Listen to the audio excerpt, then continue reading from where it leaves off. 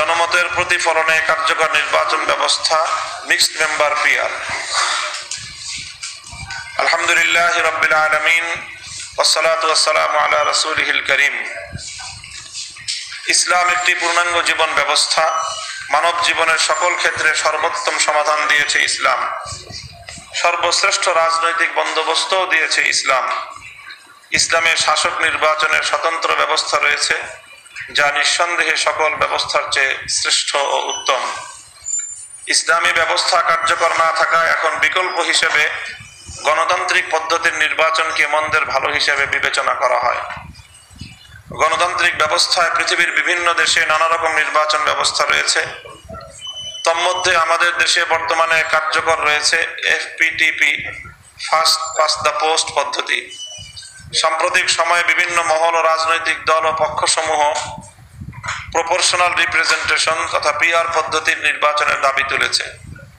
উভয় পদ্ধতির নানা রকম দুর্বলতা ও আমাদের বাংলাদেশের রাজনৈতিক স্থিতিশীলতা এবং গণমানুষের মতামতের প্রকৃত প্রতিফলনের লক্ষ্যে বাংলাদেশ খেলাফত মজলিস তৃতীয় একটি পদ্ধতির প্রস্তাব করেছে, যা মিক্সড মেম্বারশিপ প্রপোর্শনাল রিপ্রেজেন্টেশন এমএমপিআর পদ্ধতি হিসেবে আখ্যায়িত হতে পারে।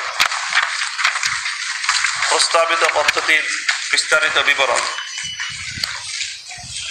এই পদ্ধতিতে প্রথমে চলমান এফপিটিপি পদ্ধতিতে 300 আসনে নির্বাচন হবে এবং প্রতি আসনের বিপরীতে সর্বোচ্চ ভোটপ্রাপ্ত ব্যক্তি সরাসরি সংসদ সদস্য নির্বাচিত হবেন।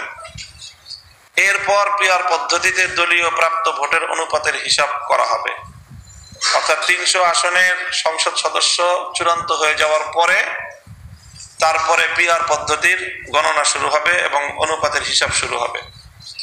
প্রত্যেক দল থেকে নির্বাচিত সংসদ সদস্যদের অনুপাতের সাথে সেই দলের সাকুল্যে প্রাপ্ত ভোটের অনুপাত তুলনা করা হবে এবং যেসব দল তাদের প্রাপ্ত ভোটের অনুপাতে পর্যাপ্ত সংসদীয় আসন পায়নি, অর্থাৎ আসনে জয়লাভ করতে পারেনি, সেসব দলকে পিআর পদ্ধতিতে অতিরিক্ত আসন দিয়ে তাদের প্রাপ্ত ভোটের আনুপাতিক প্রতিনিধিত্ব নিশ্চিত করা হবে।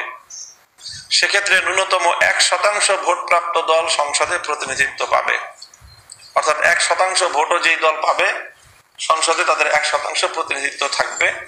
আর এর কম যদি কোনো দল ভোট পায় তাহলে সেই দলের আর সংসদে প্রতিনিধিত্ব পাওয়ার সুযোগ থাকবে না।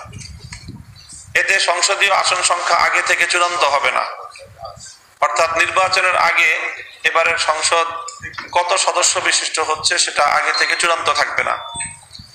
300 আসনকে ভিত্তি ধরে সকল অনুপাত নির্ধারণ করা হবে। আমরা 300 সংসদীয় আসন, এটা হলো ভিত্তি, এটার ভিত্তিতেই এই পার্সেন্টেজ আনুপাতিক হার নির্ধারণ করা হবে। উদাহরণস্বরূপ বলা যায়, নির্বাচনে প্রতিদ্বন্দ্বী কোনো দল যদি 50% ভোট পায় তাহলে তাদের প্রাপ্ত ভোটের অনুপাতে 50% আসন 100 আসন পাওয়ার কথা। তারা যদি সেই পরিমাণ আসন না পায়, 50% ভোট পেয়েছে সারা দেশের কাস্টিং ভোটের, কিন্তু তারা 150 আসন পায়নি, তারা যদি সেই পরিমাণ আসন না পায় তাহলে সেই দলকে পিআর পদ্ধতিতে আসন দিয়ে 150 আসন নিশ্চিত করা হবে। আবার কোন দল যদি 5% ভোট পেয়ে থাকে তাহলে তাদের প্রাপ্ত ভোটের অনুপাতে 5% হলো 15টি আসন পাওয়ার কথা। তারা যদি 15টি আসন না পেয়ে থাকে তাহলে তাদের পিআর পদ্ধতিতে তাদের 15টি আসন নিশ্চিত করা হবে। আর কোন দল যদি তাদের প্রাপ্ত সাকুল্যে ভোটের আনুপাতিক হারের চেয়ে বেশি সংসদীয় আসন পেয়ে থাকে তাহলে সেটা তো কোনো সমস্যা নেই, তাদের তো তার চেয়ে বেশি প্রতিনিধিত্ব নিশ্চিত হলোই। নির্বাচন ব্যবস্থার 3টি উল্লেখিত পদ্ধতির মধ্যে মিক্সড মেম্বারশিপ প্রপোর্শনাল রিপ্রেজেন্টেশন এমএমপিআর পদ্ধতি তুলনামূলকভাবে শ্রেষ্ঠ বিবেচিত হতে পারে। এতে জনমতের সঠিক প্রতিফলন, রাজনৈতিক স্থিতিশীলতা এবং ভোটারের ন্যায্য প্রতিনিধিত্ব নিশ্চিত হবে। নিম্নে আমরা 3টি পদ্ধতির পরিচয় ও সংক্ষিপ্ত তুলনামূলক বিশ্লেষণ তুলে ধরছি। 1. First past the post FPTP পদ্ধতির ব্যাখ্যা: প্রতিটি আসনে যে প্রার্থী সবচেয়ে বেশি ভোট পায় সেই জয়ী হয়। এই পদ্ধতির সুবিধার দিক হলো সহজ এবং দ্রুত ফলাফল পাওয়া যায়। স্থিতিশীল সরকার গঠন সহজ হয়, কারণ বেশি আসন পাওয়া দলই সরকার গঠন করে। স্থানীয় প্রতিনিধিত্ব জোরদার হয়, কারণ প্রত্যেক আসনের বিপরীতে একজন সংসদ সদস্য থাকে। এই পদ্ধতির অসুবিধার দিক হলো ভোট ও আসনের অনুপাতে অমিল থাকে। যেমন একটি দল 40% ভোট পেয়ে 60% আসন পেতে পারে বা তার চেয়েও বেশি আসন পেতে পারে। সেই ক্ষেত্রে 40% বা 35% ভোটারের প্রতিনিধিত্বই সরকার করে, অথচ 60 থেকে 65% ভোটার তাদের বিপরীতে ভোট দিচ্ছে, যে ভোটের কোনো কার্যকারিতা থাকে না। ছোট দল ও সংখ্যালঘুদের প্রতিনিধিত্ব কম থাকে, বহু ভোট ব্যর্থ হয়, যারা জয়ী হয় না তাদের ভোট বাদ পড়ে গণনা থেকে। প্রপোর্শনাল রিপ্রেজেন্টেশন পদ্ধতি, দ্বিতীয় নম্বর পদ্ধতি ব্যাখ্যা: এই ভোটের শতকরা হারে দলগুলো আসন পায়। সুবিধা: ভোটের প্রকৃত প্রতিফলন ঘটে, অর্থাৎ যেই দল যে পরিমাণ ভোট পেল তাদের সেই পরিমাণই সংসদীয় আসন পায়। সংখ্যালঘু ও ছোট দলগুলো সুযোগ পায় এবং এই পদ্ধতিটি ন্যায্য ও গণতান্ত্রিক। অসুবিধা: অনেক দল সরকার গঠনে অংশ নেয়, যা কখনো অস্থিরতা তৈরি করে, কারণ এক দল মিলে সংখ্যার গরিষ্ঠতা পাওয়া খুব কঠিন এই পদ্ধতিতে। স্থানীয় প্রতিনিধিত্ব দুর্বল হয়, কারণ কোন সংসদীয় আসনের বিপরীতে সংসদ সদস্য থাকে না। জনগণ কেবল দল বেছে নেওয়ার সুযোগ পায়, নির্দিষ্ট প্রার্থী নয়। নির্দিষ্ট কোনো প্রার্থীকে জনগণ বেছে নেওয়ার সুযোগ পায় না।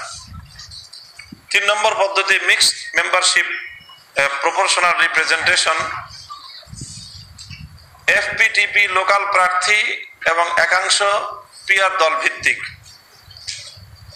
অর্থাৎ একাংশ এফপিটিপি পদ্ধতির আলোকে হবে আর একাংশ পিআর পদ্ধতিতে হবে। এই পদ্ধতির সার কথা: এই পদ্ধতির সুবিধা হলো স্থানীয় প্রতিনিধিত্ব বজায় থাকে এফপিটিপি অংশে, ভোটের ন্যায্য প্রতিফলন ঘটে পিআর অংশে, ছোট দলগুলোর অংশগ্রহণের সুযোগ থাকে সংসদে এবং সরকারে, অধিকাংশ ভোট ব্যর্থ হয় না, বরং প্রায় সকল ভোটই কার্যকর, জনগণের পছন্দ আরো বেশি প্রতিফলিত হয়।